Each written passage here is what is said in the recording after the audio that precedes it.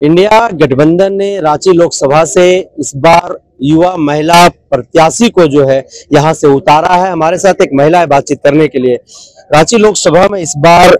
एक यंग महिला को इंडिया गठबंधन ने प्रत्याशी बनाया है। आप लोग किस तरीके से देख रहे हैं एक महिला होने के नाते? देखिए, रांची लोकसभा के लिए इंडिया गठबंधन ने यंग डायनेमिक एक युवती को सुश्री यशस्विनी सहाय को लोकसभा के लिए अपना प्रत्याशी बनाया है। और सचमुच यह हम महिलाओं के लिए, युवतियों के लिए और पूरे रांची लोकसभा के लिए जितने भी वोटर्स हैं, मतदाता, उनके लिए बहुत ही गर्व की बात है कि ऐसे पढ़े और लिखे और सक्षम और विदेश में रहकर पढ़ने वाली, साथ में यहाँ के झारखंडी सभ्यता संस्कृति को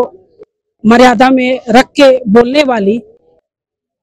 कहीं ना कहीं से ये प्रत्याशी को बनाए जाने पर पूरे रांची लोकसभा के लिए एक बहुत गर्व की बात होगी। और निश्चित तौर पर हम लोग कह सकते हैं कि इंडिया गठबंधन में चाहे वो जेएमएम के लोग हैं, चाहे कांग्रेस के लोग हैं, राजद के लोग हैं, चाहे जिस भी गठबंधन के लोग हैं, सारे लोगों का एक नया हुजूम यहाँ पर अब दिखने वाला है कि झारखंड में हम लोग 14 में से 14 सीट और वो भी रांची लोकसभा का सीट तो हम लोग कंफर्म करने जा रहे हैं। लगातार यशस्विनी साहब को मिलते जुलते लोगों ने देखा है, कैसा उनका बिहेवियर है और रांची लोकसभा को लेकर कर उनके अंदर क्या सोच है, क्या सोचती है, वो क्या कहती है रांची लोकसभा को लेकर?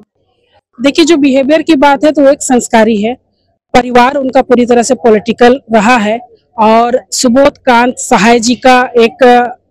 जो पिता तुल्य पिता है, पिताजी है, और पूरा परिवेश जो है उनको एक राजनीतिक ग्राउंड मिला हुआ है। तो कहीं ना कहीं से इस चुनाव में, लोकसभा चुनाव में, भले ही वो कम उम्र की युवती है, लेकिन उसके पास में एक विजन है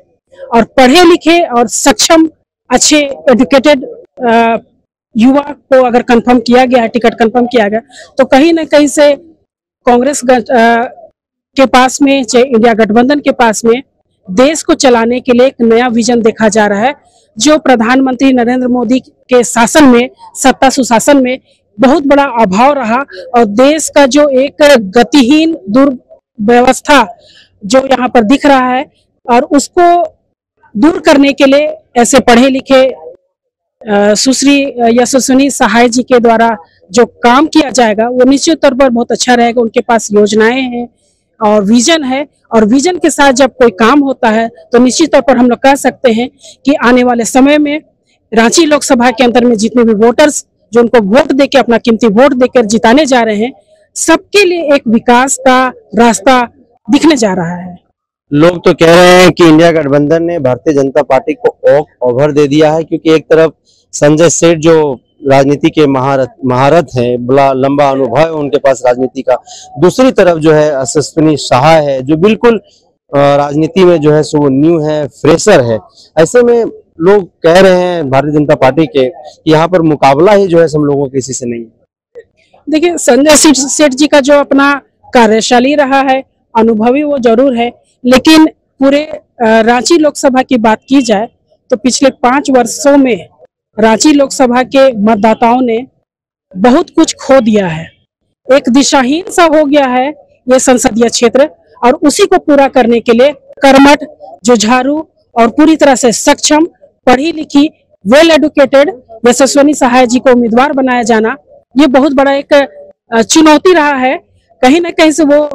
कम उम्र की जरूर है, बहुत ज्यादा अनुभवी नहीं है, लेकिन अनुभव और एडुकेशन दोनों में बहुत अंतर होता है। बहुत अंतर होता है। अनुभव एक तरफ रखिए, लेकिन अगर एडुकेशन नहीं है, विजन नहीं है, तो कुछ भी नहीं है।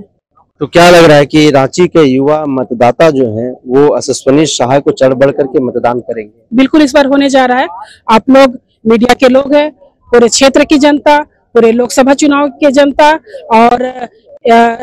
रांची लोकसभा में 11 प्रखंड हमारा जो आ रहा है झारखंड मुक्ति मोर्चा के द्वारा, चाहे कांग्रेस के द्वारा,